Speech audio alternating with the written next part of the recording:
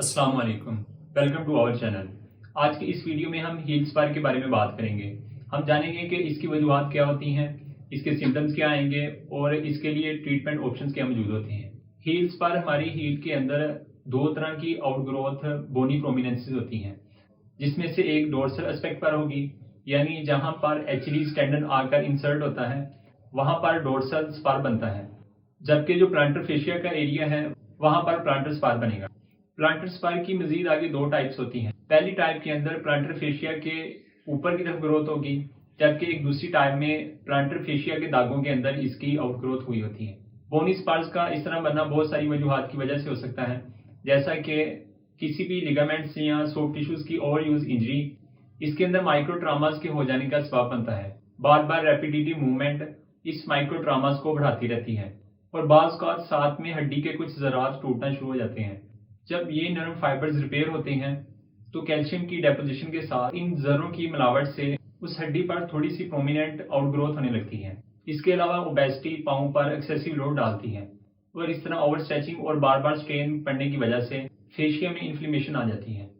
Dorsal spar एचलीज tendon के साथ associated होता है, यानी कोई भी मूवमेंट जो एचलीज टेंडन के दागों की टूटने की वजह बनती है या इसके अंदर इन्फ्लेमेशन की वजह बनेगी, वो डोर्सल स्पार के बनने को ट्रिगर कर सकती है। इन वजूहात के अलावा जिस्म के अंदर कैल्शियम ऑक्सलेट की ज्यादती, यूरिक एसिड्स और इनके क्रिस्टल्स के बढ़ जाने की वजह से भी इन स्पार्स के बनने में मुआवन साबित हो सकते हैं। हमारी डाइट और आर्थराइटिस के अलावा जीन में मौजूद कोडिंग भी इन स्पार्स के बनने को ट्रिगर कर सकती है। 90% केसेस के अंदर जो हील स्पार्स हैं वो खुद से कोई सिम्टम्स पैदा नहीं करते, बल्कि इनके साथ लगे हुए जो नर्म टिश्यूज होते हैं उनके डैमेज होने की वजह से पेन और इन्फ्लेमेशन आ जाती है। लेकिन बाज़ औक़ात इन बोनी स्पार्स के होने की वजह से आपकी चालडा यानी आपका जो गेट पैटर्न है वो खराब हो सकता है। इसलिए इन स्पार्स के बनने की जो असल वजूहात होती हैं, जो कि एचलीज टेंडनाइटिस और प्लांटर फेशियाटिस है, हम उनको ट्रीट करते हैं।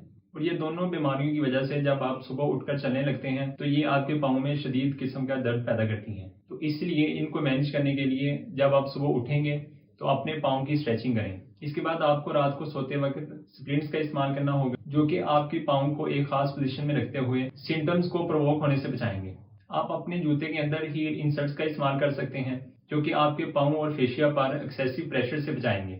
इसके अलावा दर्द और इन्फ्लेमेशन को कम करने के लिए नॉन स्टेरॉयडल एंटी इन्फ्लेमेटरी का भी इस्तेमाल किया जाता है, जिसमें आइबुप्रोफेन और नेप्रोक्सन वगैरह रिकमेंड की जाती है। फिजिकल थेरेपी मैनेजमेंट में देखें तो पेशेंट को रेडियोथेरेपी, अल्ट्रासाउंड थेरेपी और शॉक वेव थेरेपी दी जाती है। इन थेरेपीज से निकलने वाली जो रेडिएशंस और वेव्स होती हैं वो डीप टिश्यू के अंदर जाकर फाइबर्स की हीलिंग करवाती हैं और जो कोलेजन फाइबर्स वहां पर रिपेयर का काम कर रहे होते हैं उनकी रीअरेंजमेंट करवाएंगी। इन थेरेपीज के साथ टेंस मशीन का इस्तेमाल भी करते हैं, जो कि दर्द में कमी लाता है। अगर थर्मोथेरेपीज की बात करें तो कोल्ड थेरेपीज आपकी दर्द और इन्फ्लेमेशन को कम करती हैं, जबकि हीट थेरेपी टाइट हुए हुए पट्टों को लूज करेगी। इसके अलावा जो दूसरा ट्रीटमेंट प्रोटोकॉल इस्तेमाल किया जाता है उसमें पीआरपी या कार्टिकोस्टेरॉइड को इंजेक्ट किया जाता है, जिससे जो फाइब्रोब्लास्ट है उनकी जो एक्सेसिव ग्रोथ है वो रुक जाती है। अगर ये सभी ट्रीटमेंट ऑप्शन सिम्टम्स को कम करने में नाकाम रहे तो सर्जिकल प्रोसीजर को इलाज के तौर पर रिकमेंड किया जाता है, जिसके अंदर एचलीज रिसेशन या प्लांटर फेशियोटमी से प्लांटर फेशिया को रिलीज कर दिया जाता है और इस तरह जो टाइट बैंड सिम्टम्स को पैदा कर रहा होता है उससे निजात मिल जाती है। प्लांटर फेशियाटिस की फिजियोथेरेपी के अंदर मैनेजमेंट को जानने के लिए आप डिस्क्रिप्शन में मौजूद लिंक को फॉलो करते हुए उस वीडियो को देख सकते हैं। अपना बहुत सारा ख्याल रखें, वीडियो को लाइक और शेयर करें, चैनल को सब्सक्राइब कर दें। Thanks for watching.